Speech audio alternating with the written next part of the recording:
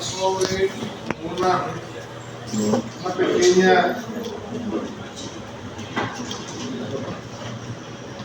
un diagnóstico de lo que vamos a ver de una forma bastante rápida. De igual forma vamos ejemplificando y hablábamos de principios procesales que creo que el resultado sería, no tenía conocimiento, sería un proceso judicial oral puro. Precisamente no hay. Eso lo vamos a ver más adelante. Sin embargo, hay otra serie de principios, como por ejemplo el principio de concentración, está el principio dispositivo, el principio de oficiosidad. ¿Qué entiende por el principio de oficiosidad?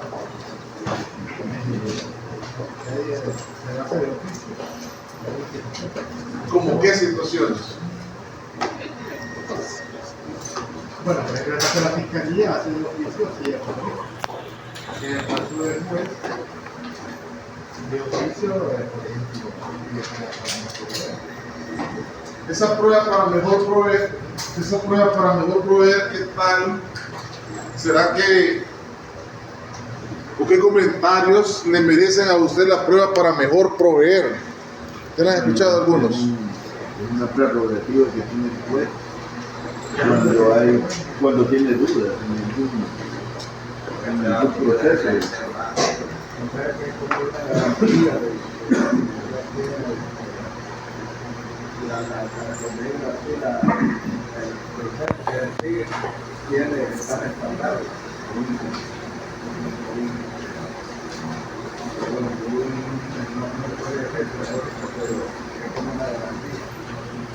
Hay unos procesos, y dicho sea de paso, exigen ciertos requisitos en la demanda.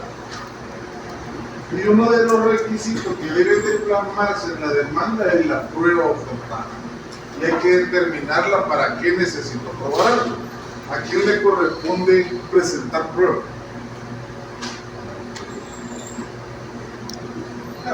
A ambas partes. No, también a la defensa. A ambas partes. La defensa también puede aportar su propia prueba. Pero veamos lo más técnico, jurídico. Y a la parte, vamos a entender la parte activa. No sería la parte afectada. O la parte pasiva, y eso tiene dos momentos.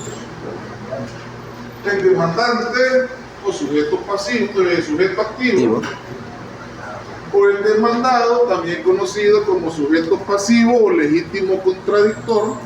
A ellos les corresponde en dos momentos procesales aportar pruebas. ¿Cierto? ¿En qué momento le corresponde el demandante? ¿Sí? Claro. ¿Y al demandado? Cuando le llega la notificación o cuando comienza a hacer el juicio. Al momento de contestar la demanda. Son dos momentos procesales, dos actos procesales en donde las partes deben presentar pruebas.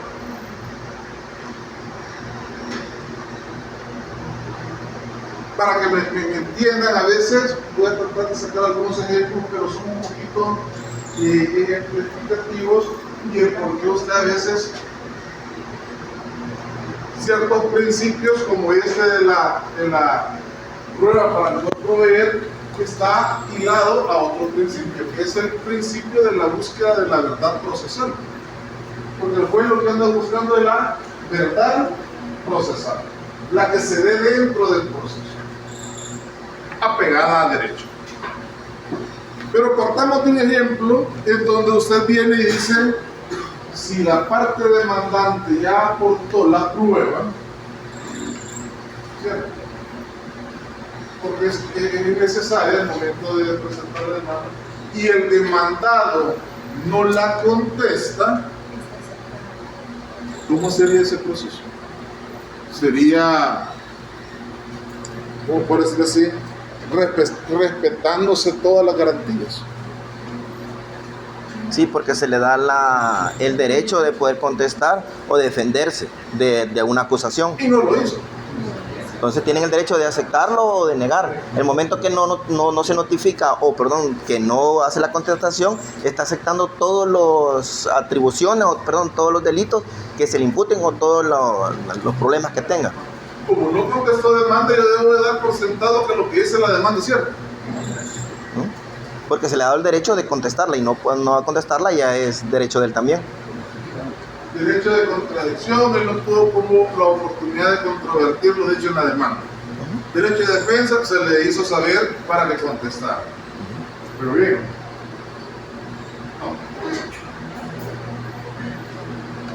No. Vámonos al ejemplo en donde estamos llegando a la última etapa del proceso, de las etapas del proceso. Y como usted muy bien lo acaba de decir, la parte demandante lleva todas las de ganar.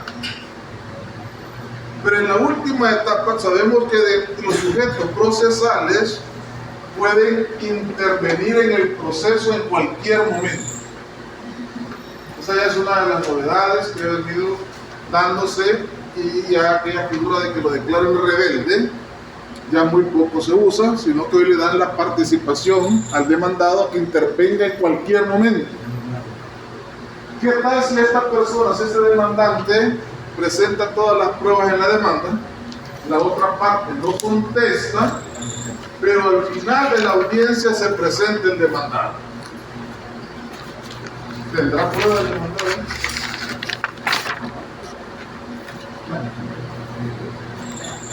Yo no me la creo. ¿En qué momento precluye ese derecho de presentar lo que es la prueba?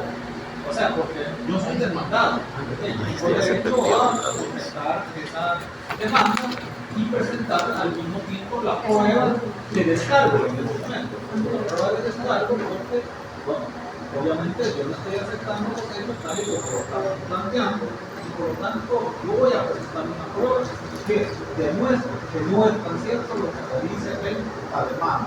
Entonces, ¿en qué momento precluye? Diferentes jurisdicciones, ustedes ya más o menos vieron, las jurisdicciones tienen sus propios plazos.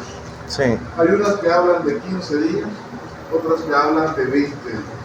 Si yo le hago de conocimiento a usted una demanda, en la misma le hago saber que tiene 15 o 20 días para contestar. Si usted no contestó, ahí le precluye el plazo para ofertar pruebas. Sin embargo, eso no quiere decir que usted no puede comparecer por eso. Porque hay gente que dice, yo no voy a contestar. Yo voy a aparecer hasta el último momento. Y puede aparecer hasta el último momento. Pero ¿qué dice la parte demandante? No lleva prueba. Pero puede comparecer. Al final, ¿qué es lo que dice esta parte pasiva, lo que él decía? ¿Qué es lo que va a pedir el abogado?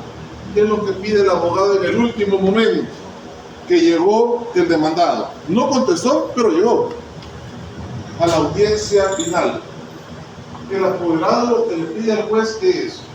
La declaración de propia parte. Y con la declaración de propia parte salen nuevos hechos. Y al salir nuevos hechos, el juez pide la prueba para mejor proveer. Eso le conviene a la parte demandante. ¿Ah? A la parte demandante no le conviene. Entonces, esa prueba para mejor proveer ha sido cuestionada precisamente porque en algún momento vuelve como teniendo una cierta parcialidad, como para favorecer a uno de los que en algún momento hemos presentado. ¿Cómo es posible que el demandado hasta el último momento viene? Y se lo voy a contar un ejemplo. ¿Sí? Empieza en la audiencia y lo voy a familiarizar en un tema bastante sensible, en un divorcio. ¿Qué pasa al final de la audiencia? El hombre empieza a llorar porque se siente que la mujer lo engañó. Y empieza a aflorar aquellos sentimientos. Claro, él pudo haber aportado pruebas para desvirtuar que lo que se dice en la demanda no es cierto. Pero al final él empieza en su interrogatorio a sacar nuevos hechos. Eso le llama la atención al juez. ¿Y qué es lo que quiere el juez? La búsqueda de la verdad real. Corroborar los hechos que se le están planteando. Entonces viene él y dice, entonces voy a empezar a extraer pruebas de oficio para poder aclarar mejor el escenario. Sí, pero eso no le conviene a la parte demandante.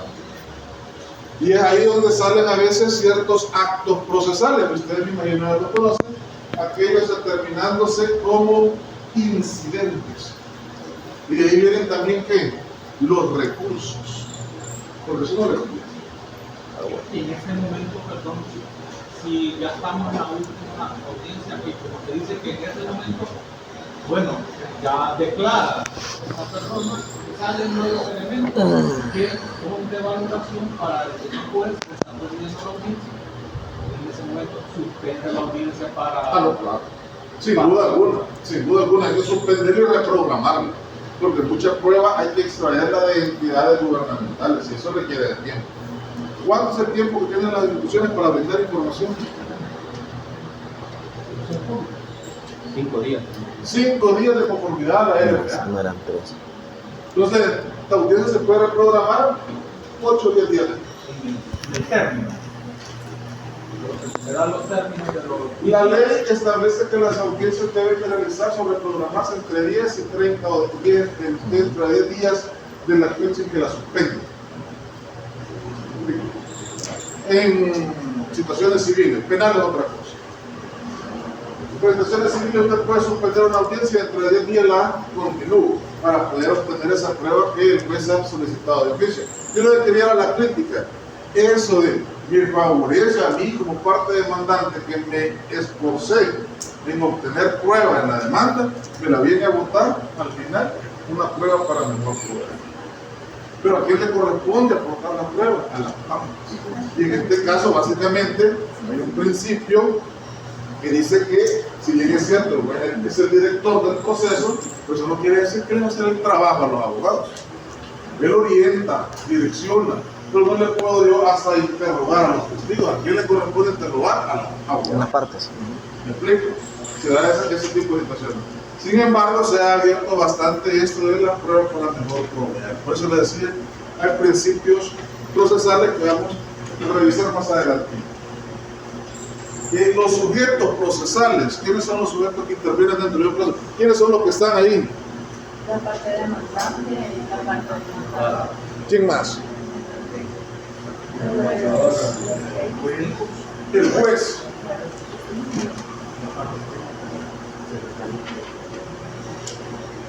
No, los sujetos procesales son pocos. El juez, el demandado, ¿quiénes más pueden ser partes? No es parte. ¿Cuáles son las partes materiales? No me acuerdo. ¿Quién se recuerda quiénes son las partes materiales? El penal, el imputado y la víctima, parte material. Y la parte técnica, el abogado de la defensa y fiscalía. Conocidos como parte formal. Parte formal. Y la parte material somos nosotros, los sujetos de derecho. Y está la parte formal, que es el abogado. Pero cuando nos referimos a sujetos procesales, vamos a entender como partes a ambos, tanto a la parte formal como a la parte material. De ahí está el juez. De ahí también están los equipos multidisciplinarios. Pues no es necesario en un proceso un especialista. ¿Ven? Pero ¿de dónde son los peritos? Pueden ser de la institución o pueden ser privados. Y los privados se juramentan, el juez los juramenta que tienen que decir. ¿Cuál es el órgano auxiliar de la Administración de Justicia para efectos de determinar especialistas? Medicina legal. Pero medicina legal no tiene de todo. Muchas veces se debe de auxiliar de profesionales de otras entidades del Estado. Por ejemplo, el ISRI, creo que está acá en la Costa Rica, la Escuela de Cielo, que está aquí todo por la Barrúa, la policía técnica, los intérpretes no los tiene medicina legal. Entonces, ellos en algún momento se vuelven también unos sujetos procesales que son determinantes en un proceso civil de cobro, porque medicina legal tiene un buen contador. tiene que auxiliarse de hacer la Corte de Cuentas o la Ministerio de Hacienda. ¿Verdad? Son especialistas en eso. Por eso les decía en la clase anterior, a veces querer ser un todólogo, a veces uno fracasa. Algunos están acá porque en algún momento quizás les costó la matemática y uno dice, en derecho no vamos a ver matemáticas. No, pero es necesario. Sí, porque necesita saber cuánto cobra, cuánto le dan. ¿Ah? El libro de la renta. Entonces, también tenemos en algunas, como es procesal, civil y mercantil, ya que habla del proceso judicial, y el tema dice que hablemos de diferentes jurisdicciones. En algunas jurisdicciones también existe una figura que le llaman un procurador adscrito, que es precisamente aquel que vela por el debido proceso. Ese no es ni del lado de la parte demandante ni de la parte demandada. Él lo que debe de ser es un cuestionador del juez, que realice muy bien las audiencias, que realice todo conforme a derecho. El problema es que últimamente en algunas jurisdicciones, ya todo afirmar, se ha desnaturalizado la función del juez. Yo siempre soy en eso bastante respetuoso. Y le digo que cuando usted está, y le va a tocar a ustedes, frente a un profesional del derecho en una audiencia, eso es completamente legal. Porque el profesional del derecho respeta su criterio, respeta que usted esté más actualizado, a diferencia del funcionario judicial. El funcionario judicial, que los dos son con el nombre de juez, pero el funcionario judicial muchas veces se empodera del tribunal. Y él es muy, ¿cómo le puedo decir?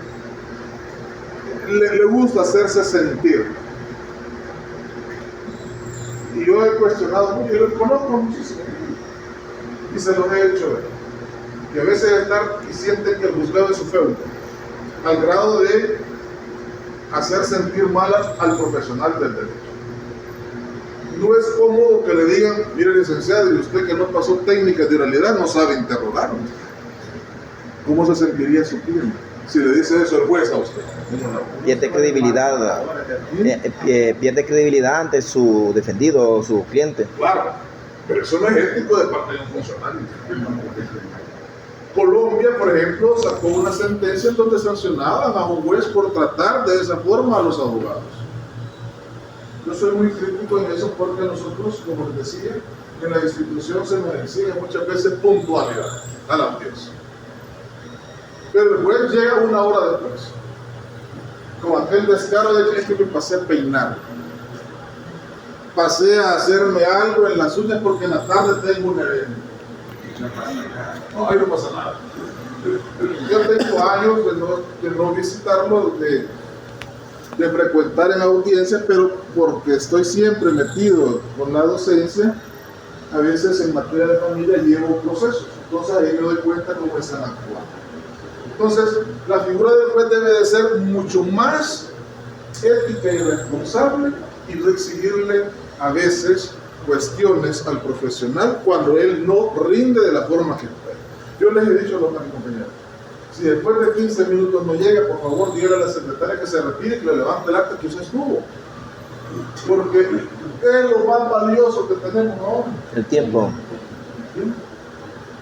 Y no, eso no le pueden declarar como abandono. ¿A quién?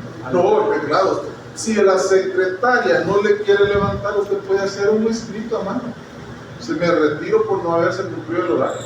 En materia laboral, en la jurisdicción laboral, los que tienen amigos en esa materia, ahí los abogados están pendientes del reloj que está enfrente.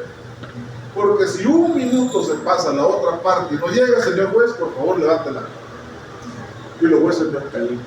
Eso le iba a preguntar yo, los tiempos que se puede esperar a que el juez se presente o la otra parte.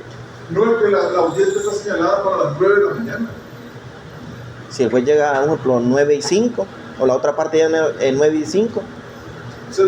No, a eso voy. En materia laboral se respeta la hora. En materia de familia puede pasar 1 hora y el juez no comienza. En materia penal pueden pasar 2 horas y el juez está esperando o que llegue la defensa o que llegue el fiscal. Pero para mí es una falta de respeto para el abogado. Pero hay que educarlos también a los jueces, porque si no, metemos escritos. Claro, el secretario no la va a levantar, pero entonces tengo yo ahí a mano, elaboro un escrito y se lo dejo. Ese es el criterio que tenga cada juez, de esperar a las partes. Es que aquel dicho, ¿no han escuchado ustedes? Es que no hay que pelearse con la cocinera.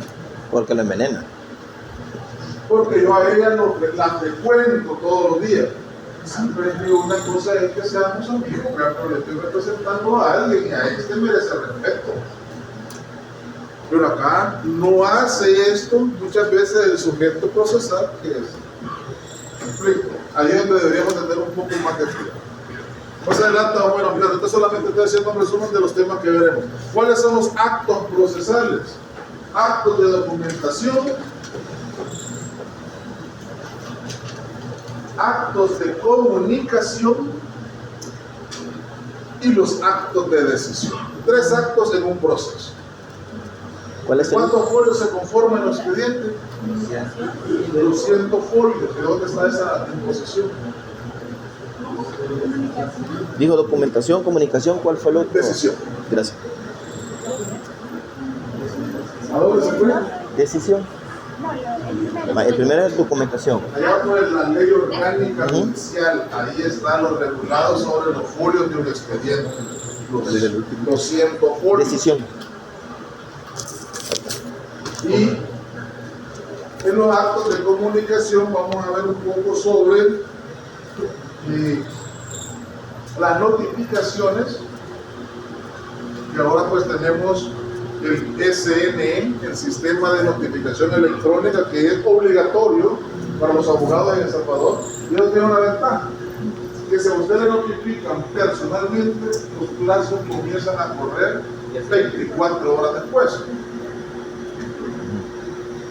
Pero si es por el sistema de notificación electrónica, los plazos empiezan a correr 48 horas.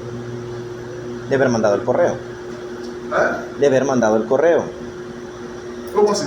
Usted planteaba de que cuando se notifica personalmente, corre desde el momento. No, a partir del día siguiente, 24 horas. Y cuando se ocupa el SNE, Es SNE, Sistema de Notificación Electrónica. se hace 48 horas después de haber mandado el correo. Sí, porque el correo le cae a usted ahora. Y la ley dice de que se debe de entender que esta notificación está cayendo 24 horas después. Entonces de ella le corrió un día.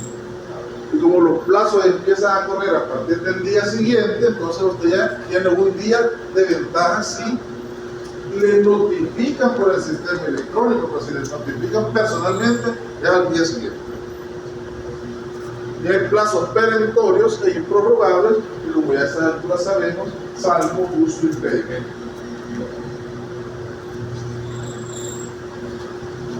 Tenemos aquella regla del emplazamiento, ¿verdad? ¿Qué forma conoce de emplazar?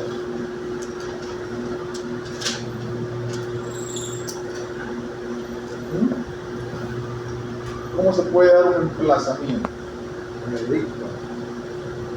Por edicto, cuando es de domicilio ignorado o de paradero ignorado. ¿Bueno? El emplazamiento. El emplazamiento con la notificación son diferentes. ¿Cuándo se da el emplazamiento?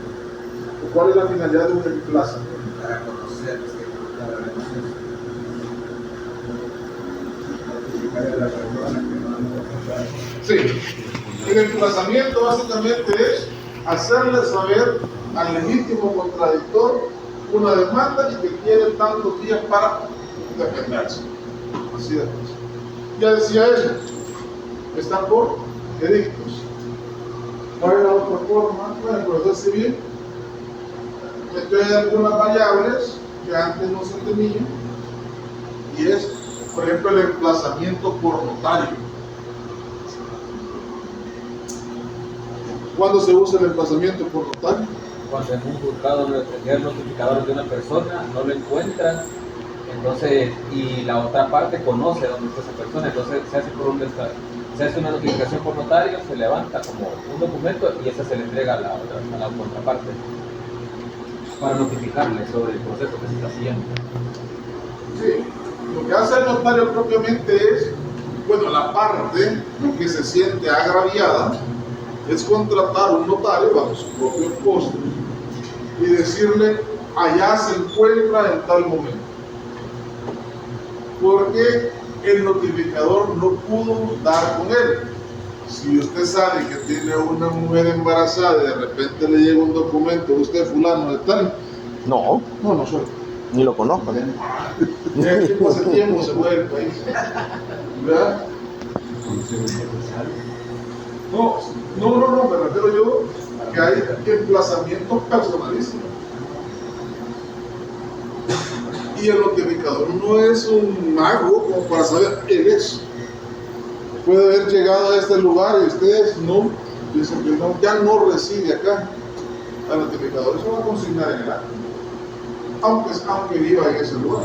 También en la parte dicen, miren, pero que creo porque él todavía sigue ahí. Entonces, que no nos sorprenda, vayamos de un notario. El notario lo que hace es para aquel demandado esquivo, aquel que se mueve de un lugar a otro con tal de que no lo emplace. Pero el notario, como anda pagado y no andan en carro, allá está, en este momento levanta un acta notarial y ahí hay una fe pública. Y eso se lo hace llegar aquí al juez. Ya lo emplazamos.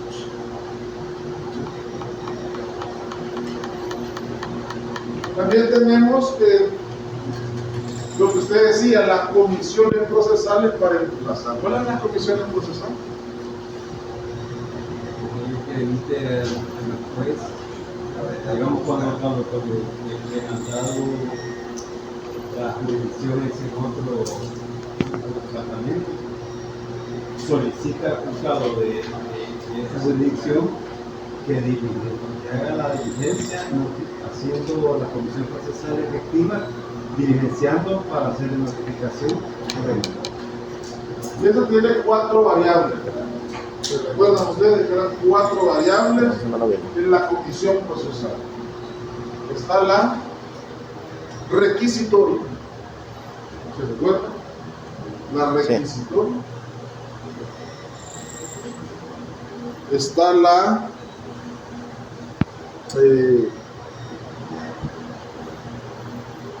la provisión.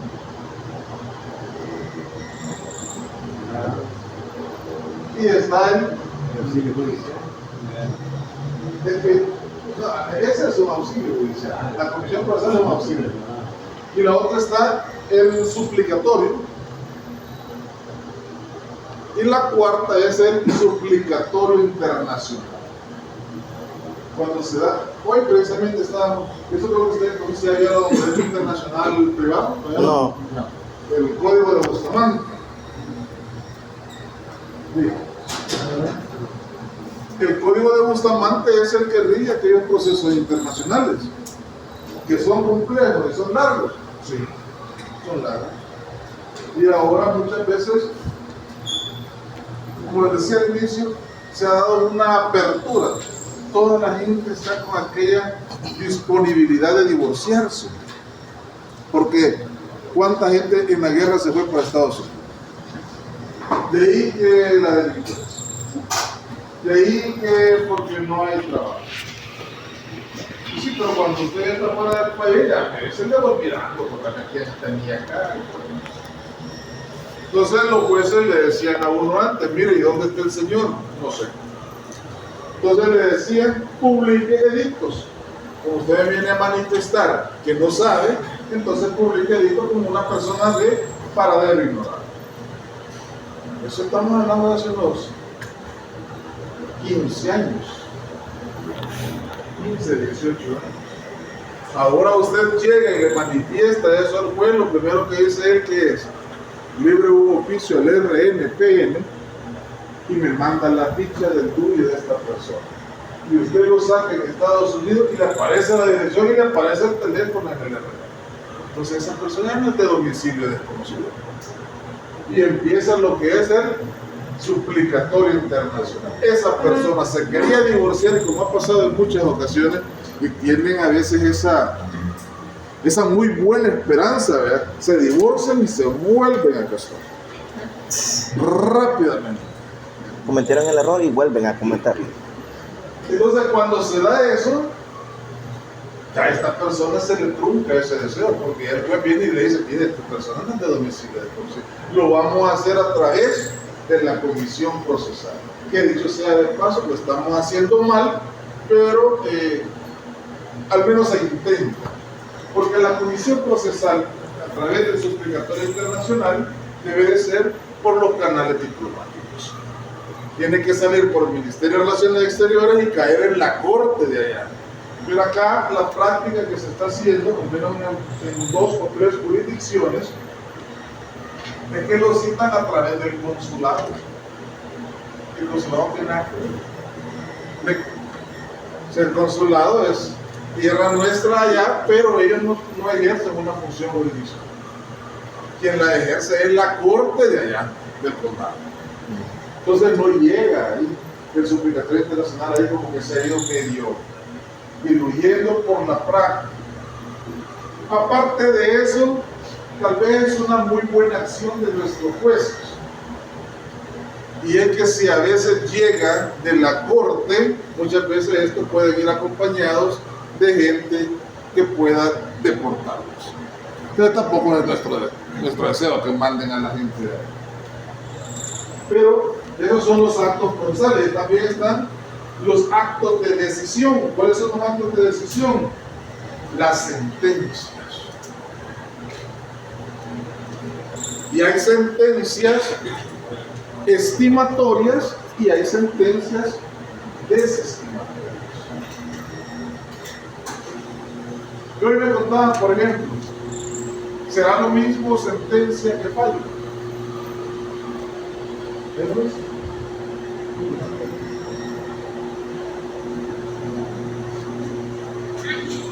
¿Es lo mismo sentencia y fallo? ¿O en qué se diferencia? ¿O son iguales? ¿Perdón? Es una etapa, el fallo.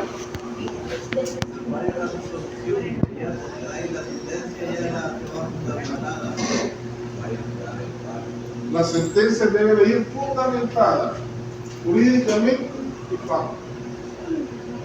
Y el fallo es el resultado preliminar que se tiene de lo visto en audiencia. Pero decía una jueza todas esas cosas, imagínense, por eso que uno a veces tiene como un cierto temor con nuestra administración de justicia, cuando el que está inmerso es usted. ¿Cómo le fue?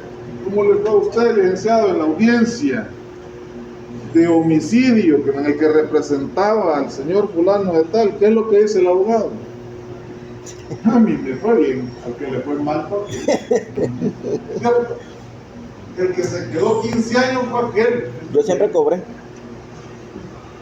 ¿Cuántos procesos en los que están inmersos niños los padres nos pasan más que pensando a quién le van a quedar?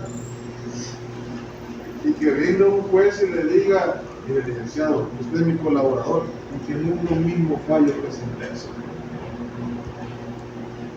¿Qué quiero decirle con eso? Que muchas veces hay un desconocimiento aún del otro lado. Yo creo que a veces recibo crítica de ellos mismos porque los critico y los cuestiono, pero lo que pasa es que yo estoy del otro lado.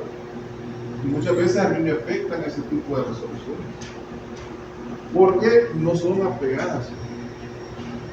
Lo que él decía, que es un fallo, es una resolución a priori.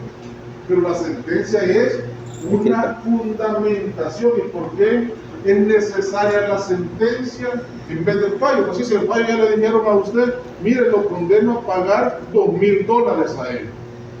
Porque se le muestra la otra parte de que hubo una esfera jurídica que nunca se le violentó, que siempre siguió a la base de las leyes y las normas establecidas aquí en El Salvador. La sentencia Se puede recurrir y el fallo no. El fallo es una simple valoración pero yo recurro de la sentencia, de la fundamentación, porque voy a atacar la fundamentación de él por dos cosas: o porque ha inobservado un precepto legal, es decir, no vio un artículo de la ley, o simple y sencillamente lo interpretó mal.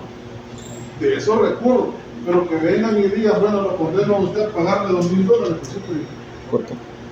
en base a... Entonces, las decisiones básicamente están dentro de estos actos procesales y pueden ser recurribles. Y tenemos las etapas del proceso. Aquí tenemos proceso ordinario, como le quiera llamar. Nosotros le llamamos proceso general de protección. Otros le llaman simplemente proceso. Y está también el proceso abreviado, o como otros le llaman, de jurisdicción voluntaria. Es decir, ¿en qué se diferencia un proceso abreviado de un proceso común propiamente?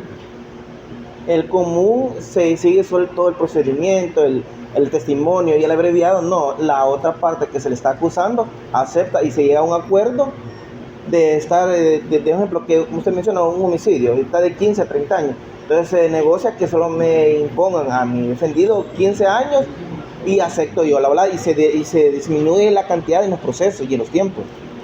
En materia penal tienen esa salida, que es básicamente beneficiar al imputado con una pequeña pena. Yo estaba, imagínense, ya casi 20 años, yo estaba ejerciendo el cargo de jefe de Zacatecolú. Y me recuerdo muy bien que en ese juzgado de sentencia de Zacatecas, las partes involucradas, como era el imputado, tenía la defensa penal gratuita y la fiscalía, pues, defendiendo a la víctima. Pero cuando entraba, lo que usted muy bien dice, a la audiencia, señalaba la audiencia para hoy a las 9. A veces se confunden los principios, principio de economía procesal. Ese nombre. Llamaba al juez, al abogado de la parte afectada y al fiscal. Vamos a mi despacho. Y se reunían. Díganle a su representado que acepte de los cargos que se le acusan, y si él acepta, no vamos a celebrar la audiencia, pero le voy a poner la media pena. Por eso abreviado. Cuestionaba tanto eso porque el que estaba afuera, ¿qué es lo que estaba pensando? Probablemente mi abogado me va a ir a detener, porque ahí falta el desfile probatorio.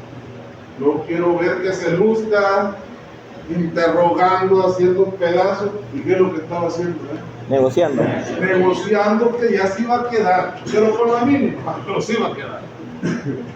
Porque le decía el juez, si celebramos la audiencia hay probabilidades de que se lo condene. De hecho siempre se le iba a condenar, pero la condena iba a ser la máxima o iba a ser la media. Pero yo sabía que era un acuerdo entre el defendido y el fiscal. El fiscal le mandaba un escrito, le decía personalmente al juez de que se había llegado a un acuerdo con la otra parte y de que se iba a hacer un proceso abreviado y que se aceptaba todos los términos con características X. Y eso está bien, pero cuando usted está con un abogado, ¿qué es lo que espera? Yo lo que hubiera esperado es pasemos a la audiencia y desarrollémosla. Mira, pero hay la persona, digamos, puede impugnar esa decisión. ¿El abogado? No, la persona, el defendido. Porque el juez tiene que consultarle al... Es que en la juez, en el abreviado se hace. Sería penal, sí. Al imputado. Ajá, Se lleva al juicio y se le dice, y se le pregunta, el juez le pregunta. Sí, no, es que yo estoy totalmente de acuerdo, pero eso es para efectos de no entrar a un proceso en el que usted todavía puede ir a hacer algo. Pues sí, porque usted lo que me dice es, mírenmelo, entremos y aceptamos. Aceptar. Pues sí, pero yo ¿por qué voy a pedir aceptar cuando se supone que estoy pagando para que me defienda? Lisa, pero hay casos que tienen a la persona detenida que con el cuchillo en la mano y todavía caliente la sangre. ¿Se recuerda del primer feminicidio que hubo acá? No. ¿No se acuerdan del primer feminicidio? De hecho, el feminicidio no es muy bien ese. Y cuando usted vea penal, amigo mío, para el feminicidio y homicidio es lo mismo. Es una cuestión de semántica en cuanto a la palabra, porque siempre se está muriendo. Nada más que se muere una mujer. Pero ¿se recuerda usted cuál era ese primer feminicidio?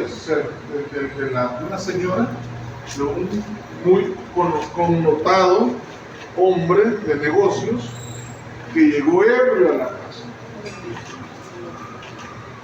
Llega ebrio a la casa, saca, no sé si hay gente que trabaja en la seguridad pública, de defensa. No se levanten la mano si alguien trabaja ahí. No la van a levantar. No. No la van a levantar. Pero es por algo, porque yo quiero que alguien me contradiga eso, o lo prueben. ¿Alguien trabaja ahí? No sé, por aquí, muchos trabajan ahí.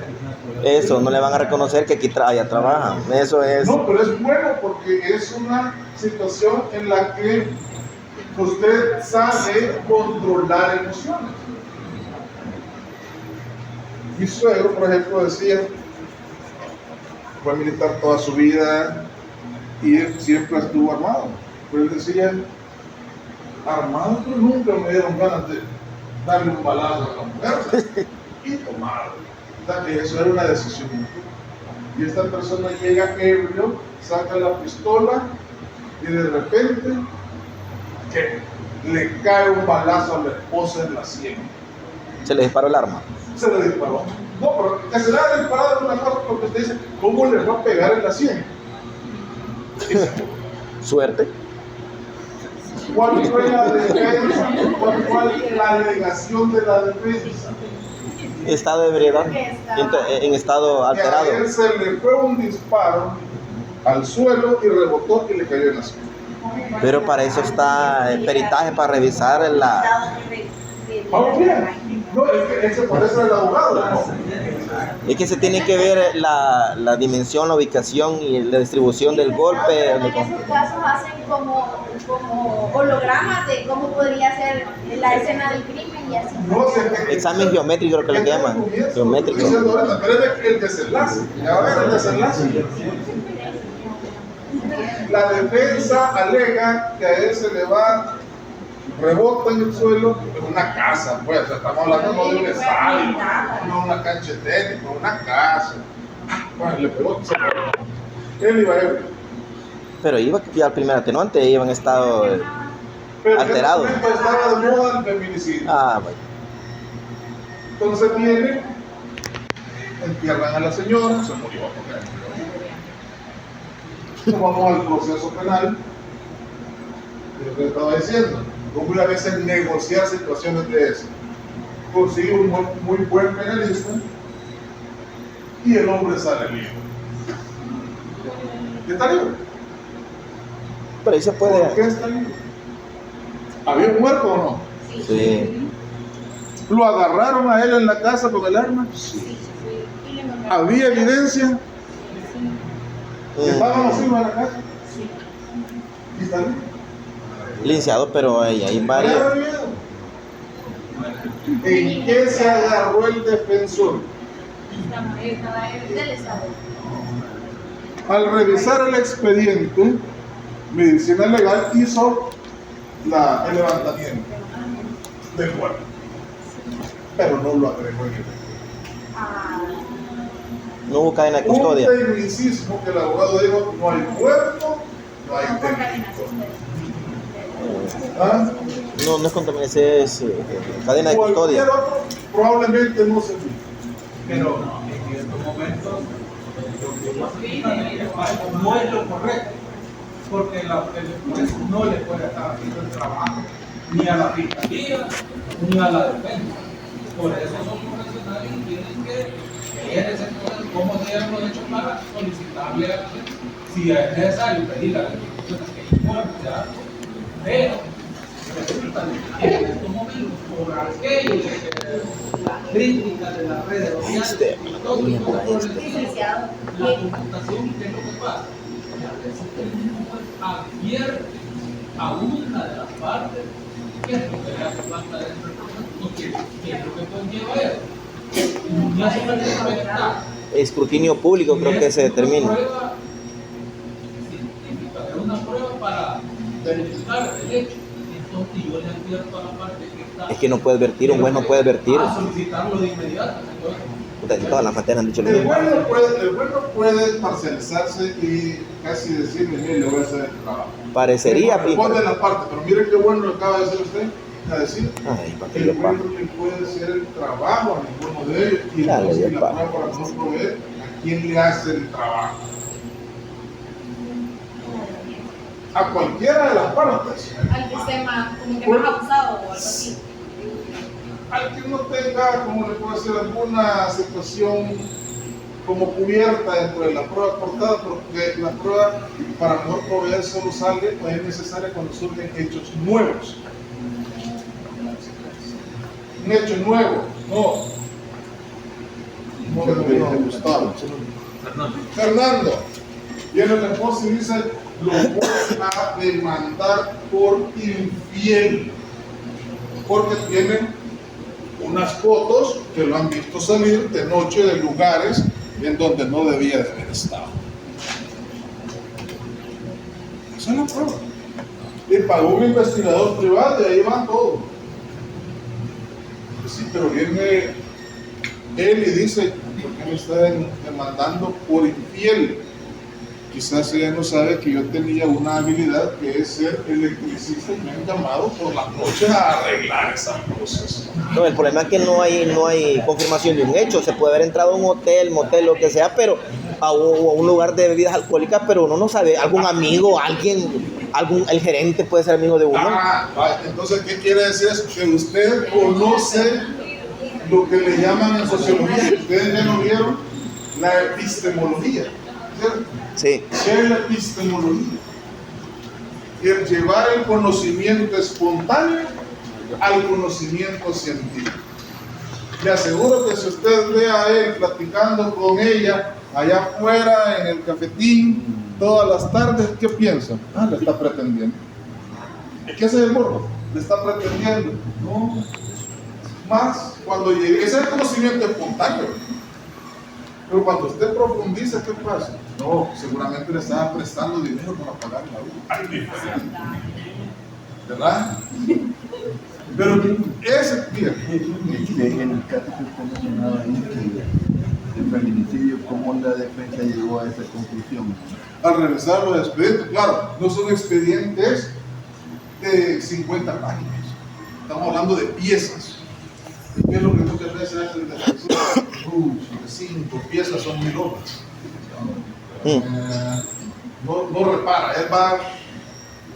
Cuando usted está como abogado particular, usted toma el tiempo.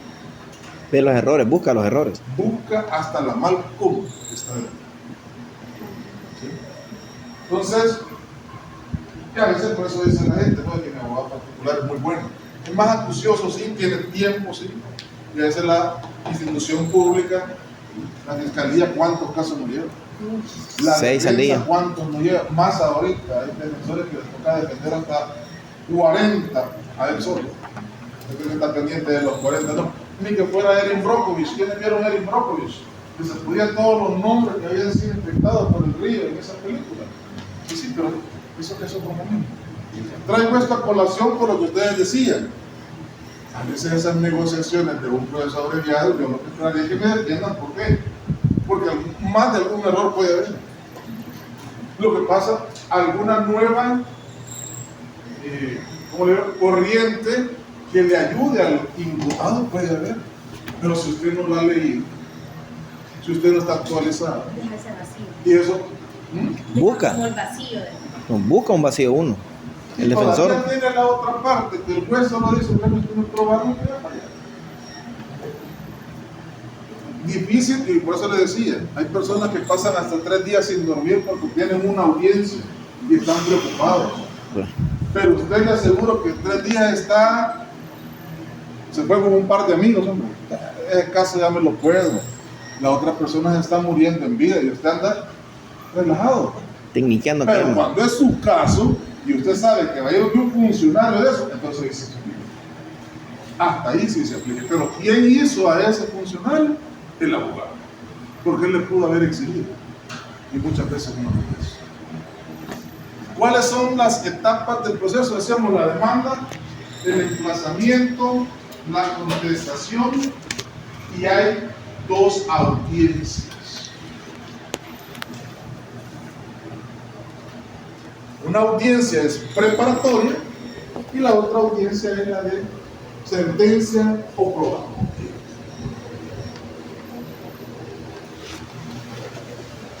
En la audiencia probatoria, precisamente, en la audiencia probatoria ahí se luce ¿quién? El testigo. El testigo es el que propiamente debe de aflorar todo lo que conoce. Pero también usted ha escuchado que dicen hay que preparar al testigo. Sí, pero prepararlo es hacerle saber hacia dónde va. Porque muchas veces usted no sabe ni dónde debe estar ante una audiencia. Y a veces no instruirlo de la mejor manera, el testigo también se puede echar de cabeza. ¿Por qué? Porque hay testigos que dicen, yo vengo a decir lo que el abogado me dijo que dijera. Ese testigo no merece. Hay 2 preguntas bastante claves en un interrogatorio. Y es que si los hechos a usted le constan de vistas y de oídas, porque muchas veces la prueba referencial no es muy contundente. Y la otra es si usted tiene algún interés. Por eso en penal le es prohibido atestiguar a los parientes, porque tienen un interés que no lo ven preso. Pero en materia de violencia, en esta jurisdicción nueva, ¿será que es prohibido que comparezca la mamá de la señora que ha sido vulnerada, que ha sido agredida, que ha sido violentada? No, todos somos mejores testigos. Y que por cierto ahora ya no es necesario ni siquiera que la señora llegue como que en berenjena, porque eso ya es violencia física. Basta con que llegue y diga, mire, me dijo que ahora había amanecido fea. Violencia psicológica. Violencia emocional.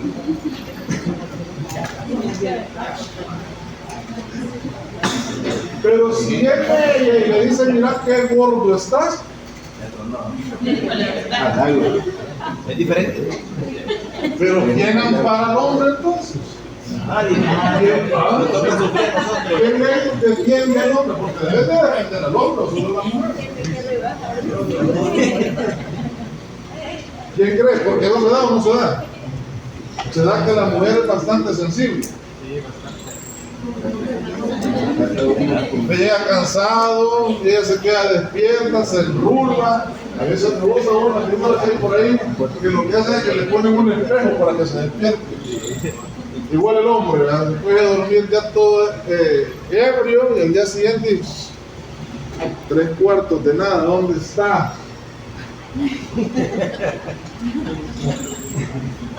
No es la cara que llevaba anoche, anoche era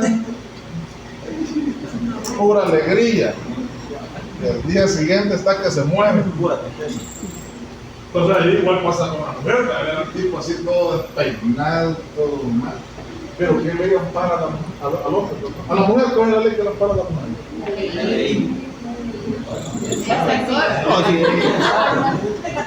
Fue tanta la difusión a esa ley que exigieron un protocolo las organizaciones femeninas, que si una mujer había sido violentada, fuera lo menos posible revictimizada. Es decir, que ella contara los hechos muy pocas veces. De ser posible, solo al juez. y que las demás instituciones fueran nada más extrayendo cierta información para llevarlo, porque si no, ¿qué es lo que dice la mujer? Mire, pues que le conté al de la policía, le conté al de la procuraduría, le conté al psicólogo, y todavía el juez me viene a preguntar lo mismo. Esa mujer se siente mal porque se recuerda de cómo la golpearon. Y hasta la ordenanza le preguntaba. Y el vigilante, ¿y a qué viene, señor? ¿Qué dice? Hasta el vigilante, número. No hay tanto todos los procesos. Eso fue en el 2009. Y en el 2023 nace la ley Crecer Juntos, otra jurisdicción nueva, por cierto. Y ahí hay un derecho que si usted no lo cumple, o una actividad, un acto procesal, que si usted no lo hace, el proceso es nulo. Y es que en toda actuación administrativa o judicial en donde se vea inmerso una niña, niño o adolescente, debe ser escuchado. Y si no es escuchado, so pena de muerte. Y este niño, ¿cuánto lo interrogan antes de llegar a la justicia? ¿Y usted por qué está que vengo a denunciar que mi mamá, que mi papá está maltratando a mi mamá? Ya la primera impresión. De ahí llega a la institución, por acá darle un abogado, porque como ven, ya vuelve a contar. En el juzgado el psicólogo le vuelve a preguntar. Y el juez por último le interroga y le dice, contame, ¿qué te pasó? 4 semanas. Pero ahí todavía no han puesto el ojo de que este niño está siendo repetitivo y religioso. Por eso cuando leí, ahí sí, una difusión enorme, pero para la mujer y al hombre, ese es el problema. O no hay jurisdicción, o no hay ninguna normativa que defienda al sufrido hombre. Nadie nos protege, licenciado. Código de familia, pero no como Pero la familia agarra normalmente a la manera de niñez. Es que Mencionan niñez y mujeres en el código de familia, casi principalmente. Por ser el género más violentado en teoría.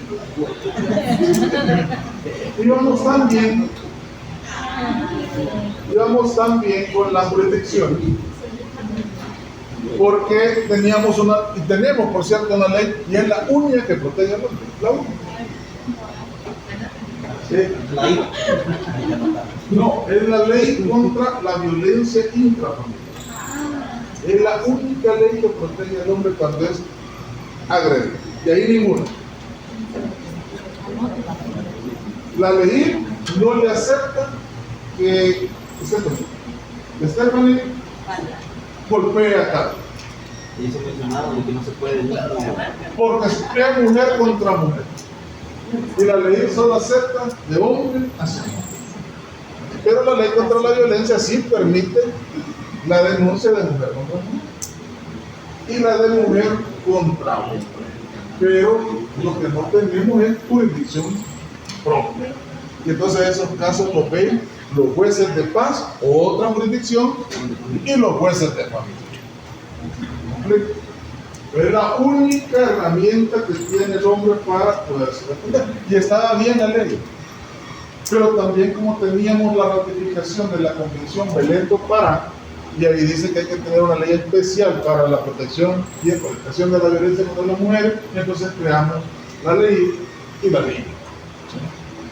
Que la ley viene más por la CEDAW, pero le exige crear una jurisdicción, que al final se detectó que hay muchas mujeres que no son tan protectoras contra las mismas mujeres, y eso había una crítica de multiplicidad de expresiones. Pero traigo esta colación porque dentro de estos procesos judiciales hay que saber identificar a veces la normativa que vamos a utilizar, los derechos que vamos a tutelar. Por eso tenemos aquí el fundamento constitucional. Eso lo vamos a ver quizás otro martes, por otro martes el proceso de todavía. Sí. Entonces vamos a ver eso, que son las garantías constitucionales. Porque no todos los procesos judiciales arrojan una mayor transparencia. Y por eso tenemos condenas de la Corte Interamericana de Derechos. Pero yo siempre voy a checar algo. Mucho depende de nosotros, de los abogados. La responsabilidad nuestra es grande. Lo que pasa es que nosotros lo agarramos como, si me pagan bien, voy a tener esfuerzo. Y si no me pagan, hago el mínimo esfuerzo. Y si es por necesidad, usted agarra hasta ¿cómo que le llaman a eso? Una disolución canónica, pues. Por lo tanto, en la Universidad de Derecho Canónico. No. Pero la gente, no, yo te divorcio en Roma. No, yo sé cuál es ese trámite. Porque solo hay dos profesionales que tienen esa toleridad aquí en el país. Pero aquí la gente lo agarra. ¿Cuántas personas no han sido muchas veces, ¿cómo le digo?, agraviadas por resoluciones de jueces? ¿Por qué? Porque les sorprende la buena fe. Pero hay que saber qué herramienta utilizar. Hay muchos convenios. Nosotros no tenemos la convencionalidad como premisa para resolver. Nosotros, si usted se da cuenta, siempre, yo quizás a veces hablo de más porque no los pongo a leer la ley, porque la ley ahí está. A veces es bueno tener como hechos relevantes que están sucediendo en otras partes, porque nosotros a veces queremos ser muy de vanguardia, pero a veces desatendemos otras cosas que están pasando en otros países. Entonces lo ideal es que armonicemos eso, y eso se le llama derecho comparado.